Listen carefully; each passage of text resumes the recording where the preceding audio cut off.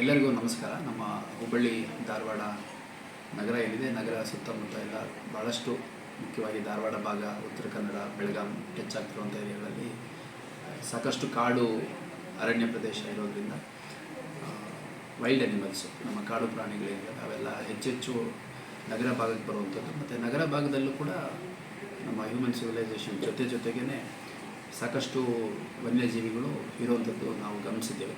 ಅದರಲ್ಲಿ ಮುಖ್ಯವಾಗಿ ಹೇಳೋದಾದರೆ ಹಾವು, ಹೆಬ್ಬಾವು, ಪುನುಗ ಬೆಕ್ಕು, ಮಂಗ, ಸ್ಕ್ವಿರಲ್ಲು, ಗಿಳಿ, ಆಮೆ, ಭಾಳಷ್ಟು ಸರಿ ಈ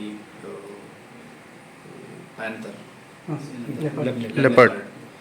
ಲೆಪರ್ಡ್ ಕೂಡ ಒಂದು ಬಫರ್ ಝೋನಲ್ಲಿ ಬರುವಂಥದ್ದು, ಕಾಡಿನ ಹೊರವಲಯಗಳಲ್ಲಿ ಮತ್ತು ನಗರದ ಹೊರವಲಯಗಳಲ್ಲಿ ಕಾಣಸಿಗುವಂಥದ್ದು ಇರುತ್ತೆ.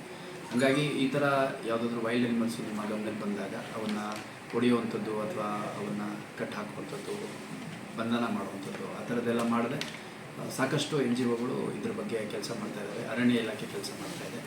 ಸೊ ಆ ಎಲ್ಲ NGO ಮತ್ತು ಅರಣ್ಯ ಇಲಾಖೆಗೆ ಮಾಹಿತಿಯನ್ನು ಕೊಡಬೇಕು. ಅದರಿಂದ ದಿನಕ್ಕೆ ಏನು ವನ್ಯಜೀವಿಗಳ ಸಂಖ್ಯೆ ನಗರ ಪ್ರದೇಶದ ಹೊರವಲಯಗಳಲ್ಲಿ ಮತ್ತು ನಗರ ಪ್ರದೇಶದ ಜೊತೆಗೆ ಇರುವಂಥ ವನ್ಯಜೀವಿಗಳೇನಿದ್ದಾವೆ ಅವುಗಳ ಸಂಖ್ಯೆ ಕಡಿಮೆ ಆಗ್ತಾಯಿದೆ, ಅವುಗಳನ್ನ ಹೆಚ್ಚೆಚ್ಚು ಕೊಲ್ಲಲಾಗ್ತಾಯಿದೆ.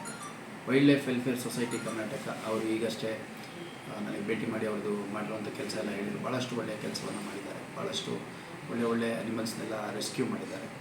ಸೊ ಅವ್ರದ್ದು ಡೀಟೇಲ್ಸ್ ಕೂಡ ಈ ಒಂದು ವಿಡಿಯೋದಲ್ಲಿ ನಂತರದಲ್ಲಿ ಕೊಡ್ತಾರೆ. ಆ ಥರದ್ದು ಯಾವುದಾದ್ರೂ ಹ್ಯೂಮನ್ ಇಂಟರ್ಫೇಸ್ ಅಥವಾ ಹ್ಯೂಮನ್ ಕಾನ್ಫ್ಲಿಕ್ಟ್ ಝೋನಿಗೆ ಬಂದಂಥ ಸಂದರ್ಭದಲ್ಲಿ ಇವರಿಗೆ ಮಾಹಿತಿಯನ್ನು ಕೊಟ್ಟು ಆ ಅನಿಮಲ್ಸ್ನ ರೆಸ್ಕ್ಯೂ ಮಾಡಬೇಕು ಅಂತ ನನಗೆ ಕೇಳ್ಕೊಳ್ತೀನಿ. Thank you sir.